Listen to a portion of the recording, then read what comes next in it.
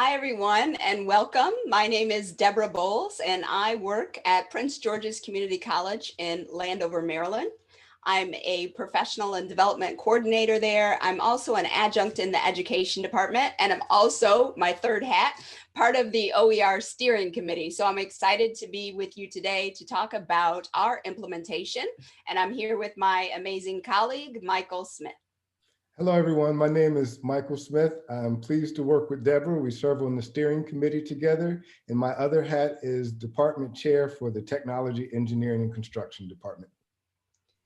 So we're excited to share with you today. We have 20 minutes, so it's going to be like a speed round. But our last 5 minutes, we will try to answer some questions. So please feel free to chat, to write your questions in the chat, and we will answer them for you. So quick overview of what we hope to accomplish in our time together. We're going to talk about our initiative at Prince George's Community College, which is a community college in Largo, Maryland, outside of Washington, D.C. We have about 37,000 students, and we are predominantly minority. We're going to talk about our high impact courses, why we chose the courses that we chose for OER, the lessons that we learned along the way, because I feel like it was a learning process as we went through this, and then some of the outcomes that we've had just in the short time that we've been implementing this process. Excellent. So when we started this process, our provost asked if we could form an ad hoc committee that would determine whether or not we could institutionalize OERs at Prince George's Community College. And the deliverable for that committee was actually a plan on how we could move forward. One of the most important things for us in setting up that ad hoc committee was to make sure that this was a faculty-led process. And what we meant by faculty-led is that it was a bottom-up approach with support from administration. The reason why that was important for our institution is, we don't know about for you guys, but we have initiative fatigue sometimes. Administration says, we're doing this now, and you're going to be doing this now, and you're going to be doing that. And as faculty members, it can be very frustrating to take on the latest initiative or the shiny ball that comes in the room.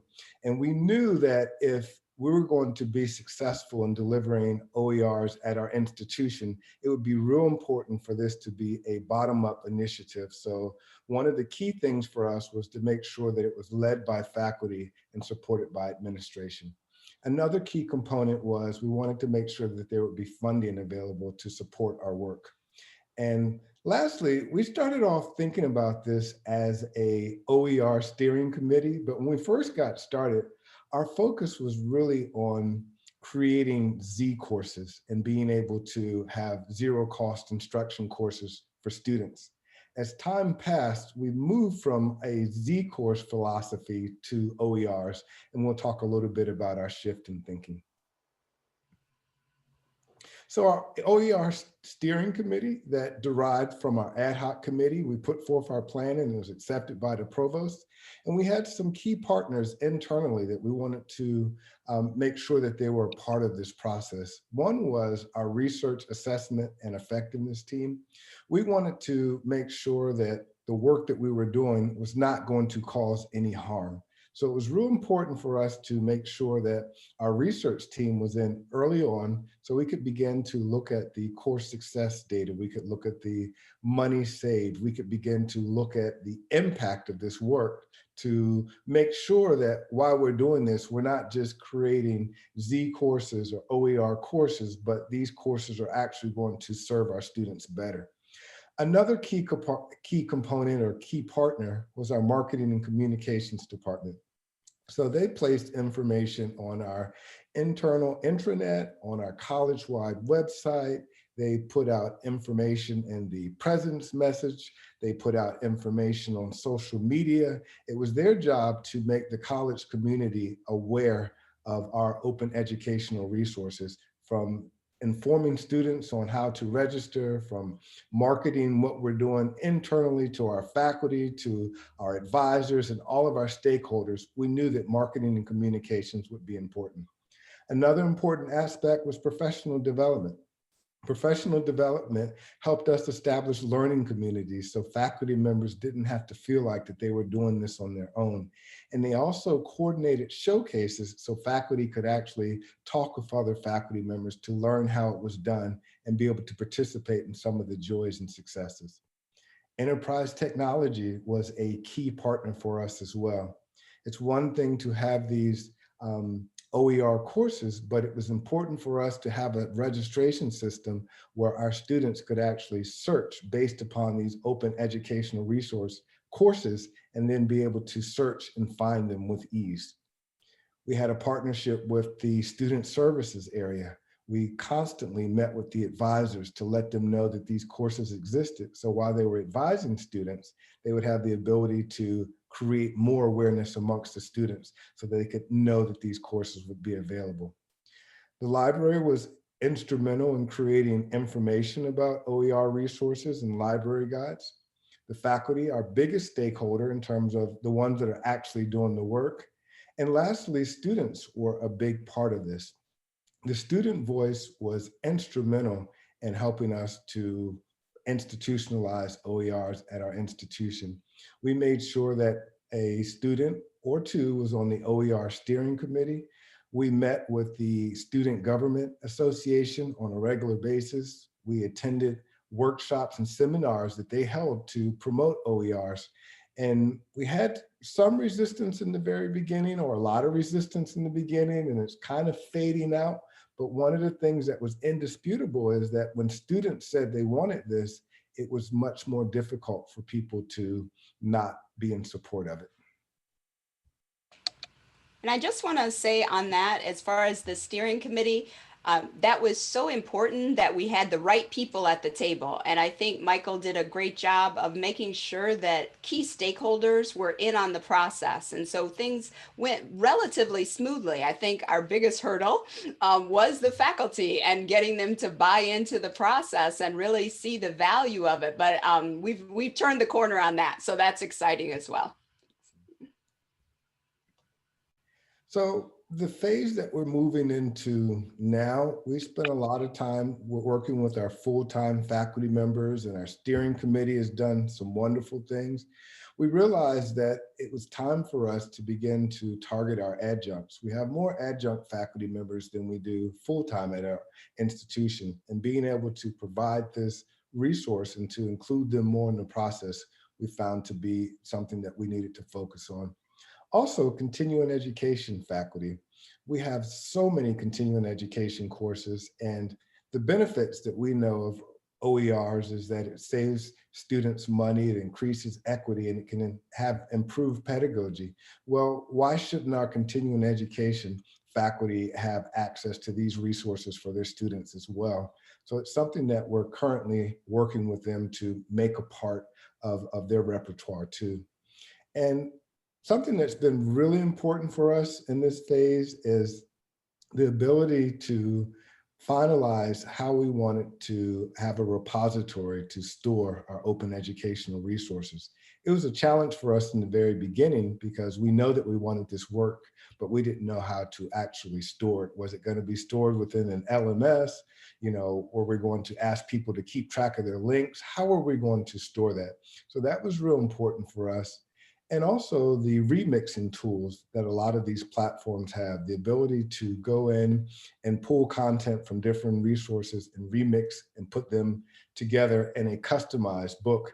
And once we started using these remixing tools, it allowed us to shift our philosophy from more of Z course development to actually working towards creating and utilizing more open educational resources at our institution.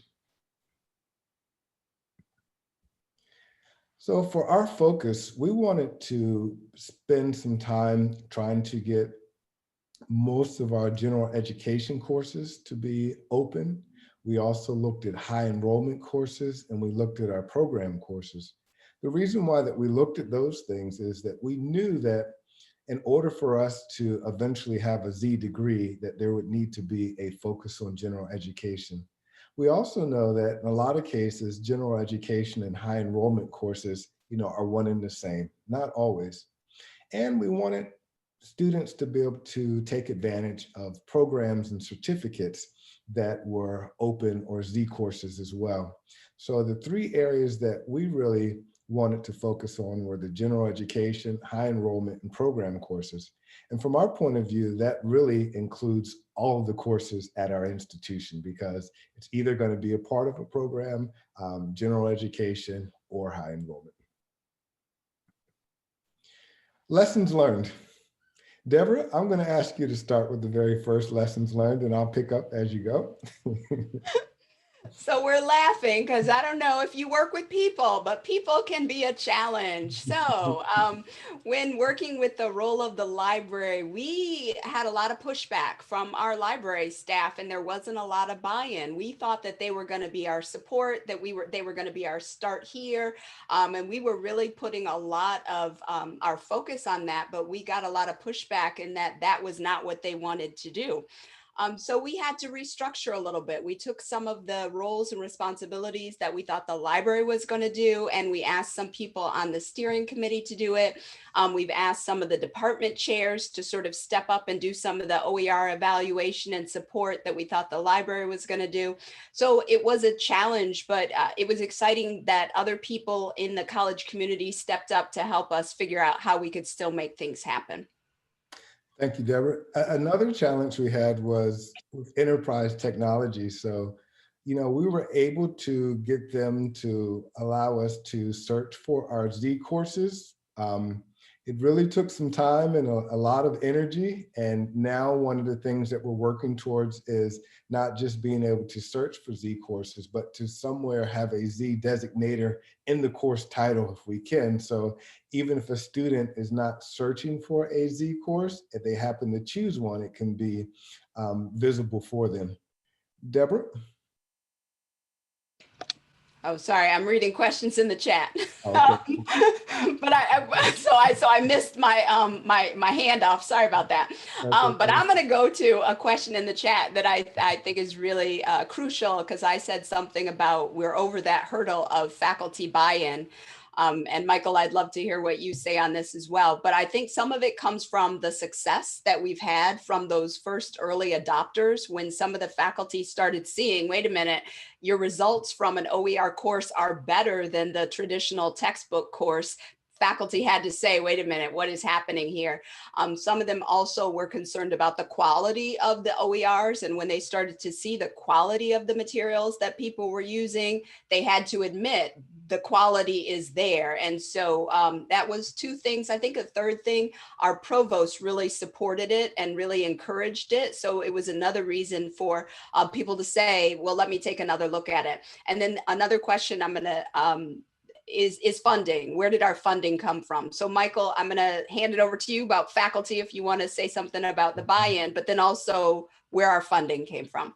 So in terms of faculty buy-in, the student voice is important too. So when students can search for Z courses and they get to choose which section they want and they get to make a choice whether or not they want to choose a Z section or a non-Z section, that can also be a factor as well. One of the things that we've been presenting to faculty is that we know that faculty are here because they want the best for students. So initially our question to faculty was, would you consider using an OER? And as we begin to build traction, our question has shifted as to why wouldn't you use an OER knowing that the impact that it has on students? So that's been helpful for us in terms of how we frame it as well. In terms of funding, our institution set aside monies for us to be able to adopt, adapt, and create OERs. So there was a stipend program that was put in place, and we have a process where where faculty members can apply for that. That was helpful. We've also received several grants that's been helpful in supporting the development of OERs at our institution. Mm-hmm. So lessons learned, Deborah, we got to the instructional designer piece, and I think that's where I gave you that fabulous handoff. Are you on mute? Thank you. So the need for an instructional designer, that we had that as lessons learned. It wasn't a need that we thought we had, but the faculty were requesting it. I don't know if it was a real need or if it was just a way that they could again push back and say, I can't do this because I need an instructional designer. And so fine, we got an instructional designer and we sort of took that issue off the table for them. So again, it gets back to the funding and the resources and the support from our administrative team, and that we were able to give our faculty the resources that they requested and said that they needed. Thank you. Another lesson learned that we had was our OER evaluation team, and being able to determine, is this OER going to meet the standards of other instructional materials? So that was one thing that we began to look at. Initially, we thought that when it came to quality of course, if that's done at a department level, why should it be any different whether the material is open or not open if you have qualified faculty or chairs that are making that decision to use instructional material? How should that be different? We found, though, that in different departments, it was just really challenging for some of the department chairs or associate deans to really want to put their stamp on whether or not there was quality, sufficient quality in place. So we began to put together and compile resources that could help make evaluating that OER a little bit easier.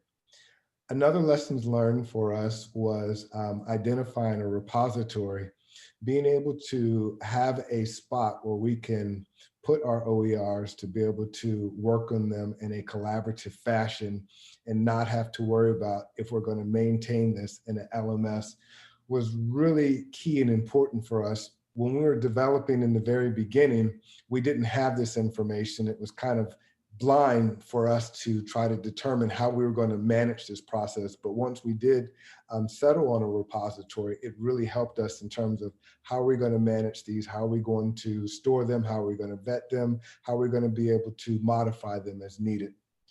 Probably the biggest lesson learned, and Deborah mentioned it just a minute ago, is faculty mindset. We've turned the corner in a lot of ways, but when we did our first OER information meeting, we had a room full of people that told us why this couldn't work, why OERs were not up to speed, why would we dumb down the education material, why there aren't sufficient resources available to be able to do this the same as a publisher. And we received a tremendous amount of resistance in the very beginning. And what we did, we really gravitated to those faculty members that they really wanted to make a difference. They really wanted to do this. And we worked with them, we supported them. And as a result of building up a lot of faculty that wanted to make this change, our network began to grow and it began to grow. And then the mindset of OERs now at the organization has really taken a shift to, should you consider it, to why aren't you considering it? And that's really been helpful. But, faculty mindset, I can't stress enough, we have faculty members that want to make a change in people's lives. And we know that if a student has their instructional materials on day one, it can make that difference. So that was a big turning point for a lot of our faculty.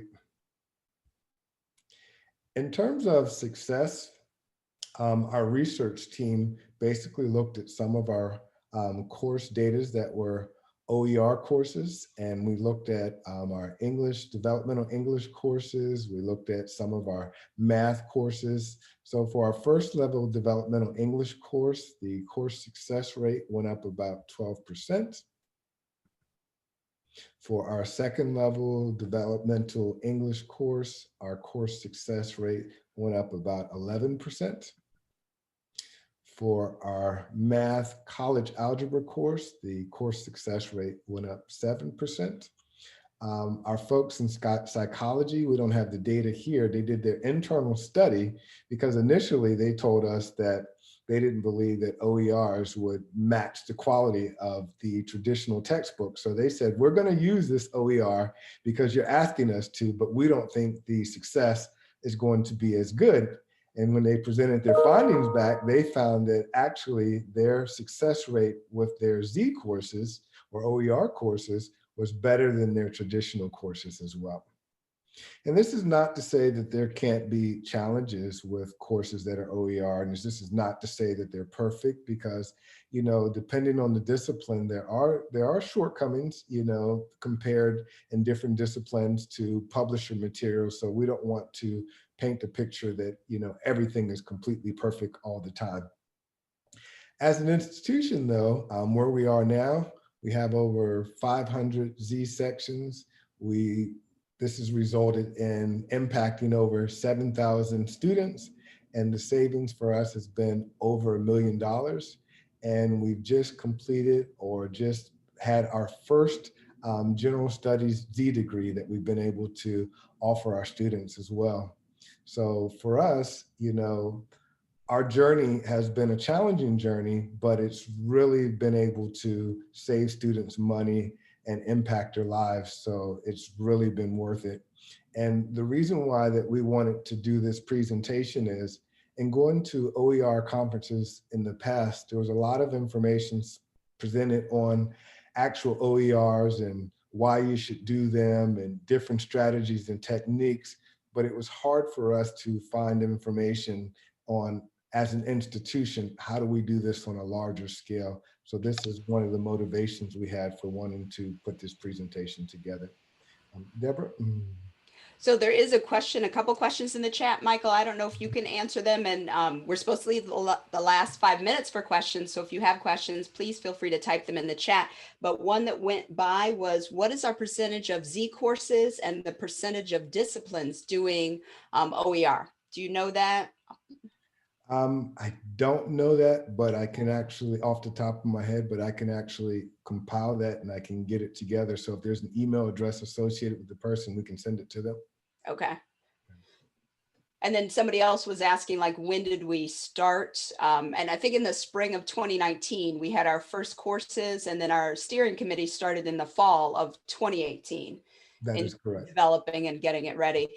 People say, are we willing to share our slides? Definitely. That's what Open is all about. It's just like, how do we get them to you so we can give them to Open Ed? Who is on here? I think Kelly is on here as our support. I don't know how we can get them to you so that anybody can get them. Definitely.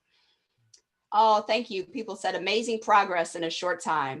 Yeah, we have a great team. So thank you. We have a great group of faculty. Those that jumped on board were awesome, excited, and amazing. And I think part of the faculty buy-in has been faculty talking to faculty. Like, even though Michael was the co-chair of our steering committee, they're like, he's a chair, he's not really faculty. I mean, they had all this like pushback, and I'm an adjunct faculty, I'm not truly faculty.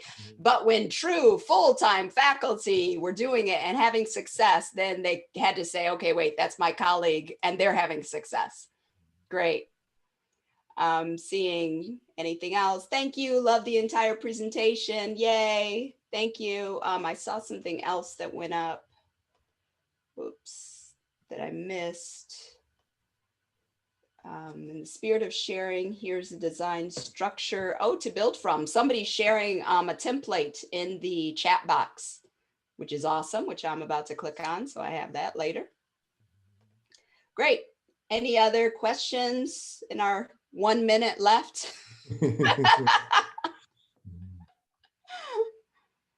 Oh, gosh. So I'm going to end the recording in 1 minute, but you guys are welcome to stay on and informally chat for 15 minutes. Okay. Oh, great. Well, that's good to know. Okay. Somebody says, how best to connect with interested faculty members. What would you say, Michael, about that?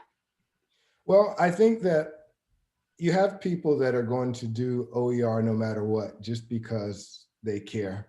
And I think just talking with people, even in a department meeting, and being able to just say, this is what you want to do. And just, I think like-minded people will come together to support it. I agree.